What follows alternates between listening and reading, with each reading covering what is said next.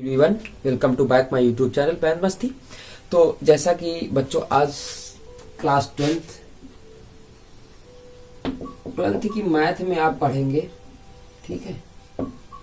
Maths में आज पढ़ेंगे ये चैप्टर जो है उच्चिष्ट और निम्निष्ट, मैक्सिमा और मिनिमा। तो इसका हम स्टेप बताएंगे, ठीक है, कैसे करते हैं। सवाल अगली एक्सरसाइज में होंगे, तो आइएगा आज स्टेप समझते हैं इसके, ठीक है।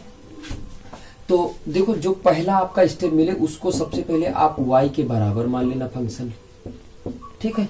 y के बराबर आप फंक्शनल मान लोगे, पहला स्टेप है, ठीक है। दूसरा स्टेप में आप क्या करोगे, dy/dx, इसको इक्वेशन नंबर फर्स्ट दे देना बेटा। इक्वेशन नंबर कितना दोगे, फर्स्ट दे देना, ठीक है। दूसरे नंबर में क्या करोगे, अवकलन करो तो f' आ जाता है, एक अवकलन, ये दो हो गया। क्लियर हो गई बात, ठीक है। अब तीसरे स्टेप में आप करोगे d2y अपान पुनः अवकलन करने पर, ठीक है, क्या जाता है f'(x) समीकरण, ये बन जाता है तीसरा। बात समझ में आ गई।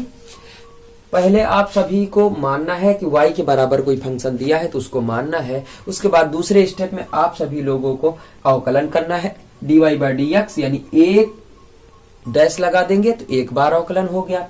समीकरण 2 दे देंगे, पहले को पहला दूसरे को दूसरा, फिर पुनः अवकलन करेंगे, यानी दोबारा अवकलन करने पर बच्चों, ठीक है।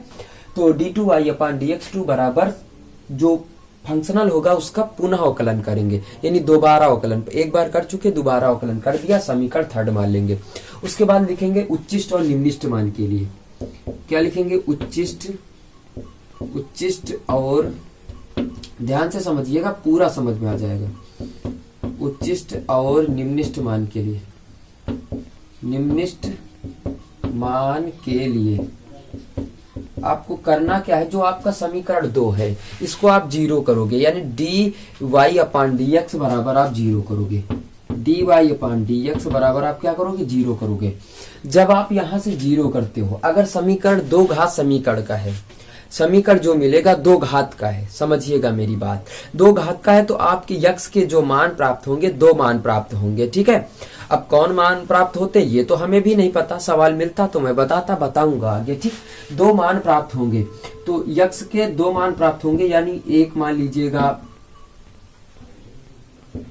ए प्राप्त हुआ, एक कुछ भी मान लीजिएगा, आप लोग मानना ही तो है, कुछ भी मान लीजिएगा।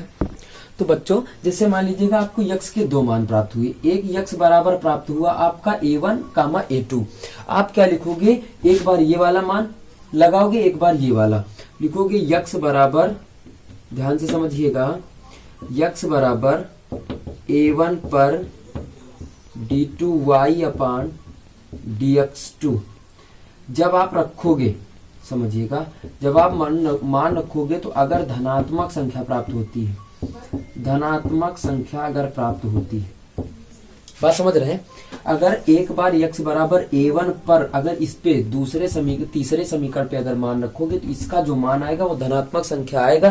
तो आप लिखोगे, क्या लिखोगे कि x बराबर a1 पर फलन निम्निष्ट है, फलन निम्निष्ट है।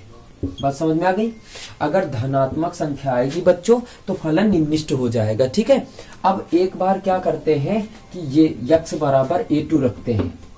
क्या रखोगे, यक्ष बराबर a2 पर d2y अपान dx2 ऋणात्मक संख्या। क्या लिखोगे, ऋणात्मक संख्या। क्या आता है भैया, ऋणात्मक संख्या।